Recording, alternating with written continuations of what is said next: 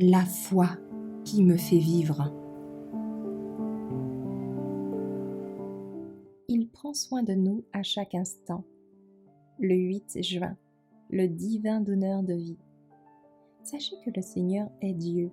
C'est lui qui nous a créés et non nous-mêmes. Nous sommes son peuple, les brebis de son pâturage. Psaume 100, verset 3. L'œuvre de la création ne peut être expliquée par la science. Quelle science peut expliquer le mystère de la vie? La vie est un don de Dieu. La vie naturelle est conservée à chaque instant par la puissance divine.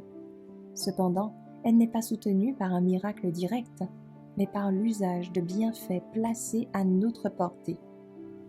Le Sauveur, dans ses miracles, a révélé la puissance qui est continuellement à l'œuvre en faveur de l'homme, pour le soutien et pour le guérir. Par l'intermédiaire des organismes de la nature, Dieu travaille jour après jour, heure après heure, moment après moment, à nous maintenir en vie, à nous édifier et à nous restaurer. Lorsqu'une partie du corps subit une blessure, le processus de guérison est immédiatement enclenché.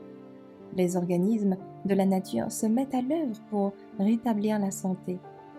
Mais la puissance qui agit à travers ces organismes est la puissance de Dieu. Toute la puissance qui donne la vie vient de lui. Lorsque quelqu'un se remet d'une maladie, c'est Dieu qui le rétablit. La maladie, la souffrance, la mort sont l'œuvre d'une puissance antagoniste. Satan est le destructeur. Dieu est le restaurateur.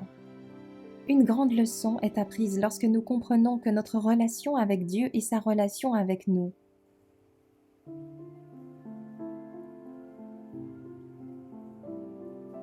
Nous avons une individualité et une identité qui nous sont propres.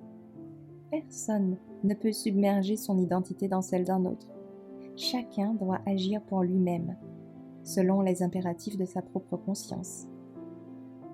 En ce qui concerne notre responsabilité et notre influence, nous sommes soumis à Dieu car nous tirons notre vie de lui. Celle-ci ne nous vient pas de l'humanité mais de Dieu seul. Nous sommes à lui par la création et par la rédemption. Notre corps même ne nous appartient pas. Nous ne pouvons pas le traiter à notre guise, l'estropier par des habitudes qui conduisent à la décrépitude et le rendre incapable de rendre à Dieu un service parfait. Notre vie et toutes nos facultés lui appartiennent. Il prend soin de nous à chaque instant. Il maintient la machine vivante en action. Si on nous laissait faire, fonctionner un seul instant, nous devrions mourir. Nous sommes absolument dépendants de Dieu.